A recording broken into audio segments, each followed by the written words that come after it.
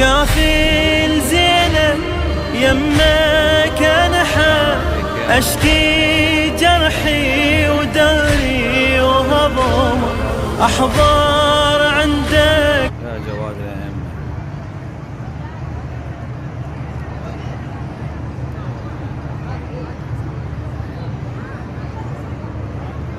الساعة 10 إلا ربع.